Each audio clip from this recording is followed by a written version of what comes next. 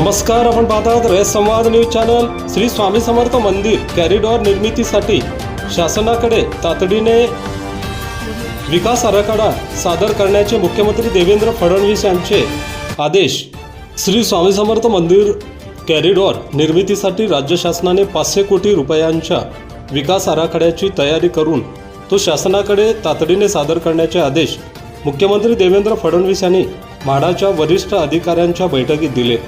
मुख्यमंत्री देवेंद्र फडणवीस यांनी दिनांक 30 जुलै रोजी मंत्रालयात म्हाडाच्या वरिष्ठ अधिकाऱ्यांची बैठक घेतली। या बैठकीला अक्कलकोट विधानसभा क्षेत्राचे आमदार सचिन कल्याण शेट्टी, गृहनिर्माण राज्यमंत्री पंकज भोयर, मुख्य सचिव राजेश अग्रवाल, गृहनिर्माण विभागाचे अतिरिक्त सचिव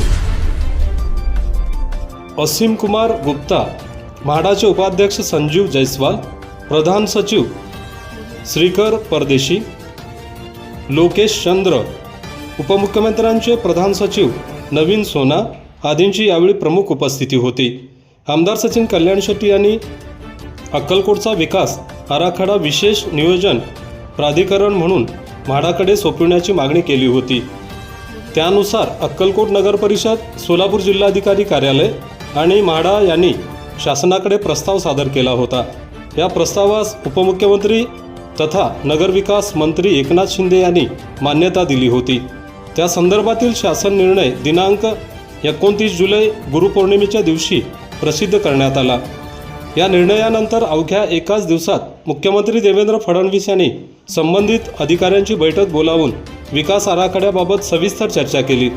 श्री स्वामी समर्थ मंदिर परिसर, श्री स्वामी समर्थ समाधी मठ परिसर आणि भाविकांसाठी आवश्यक आधुनिक सुविधा उभारण्याचा सविस्तर आराखडा तयार करून पहिल्या टप्प्यात 500 कोटी रुपयांच्या विकास कामांचा प्रस्ताव शासनाकडे सादर करण्याचे निर्देश दिले आहेत।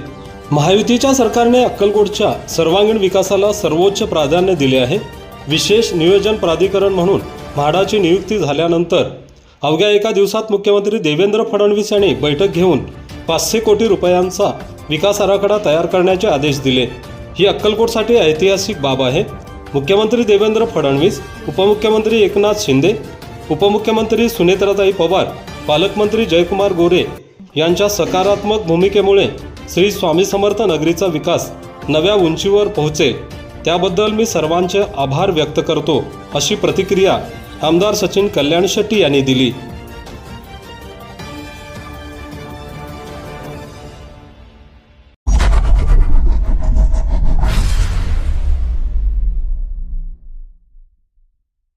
अशाच नवनवीन घडामोडींसाठी रयत संवाद न्यूज चॅनलला लाईक करा, शेअर करा आणि सबस्क्राईब करायला विसरू नका।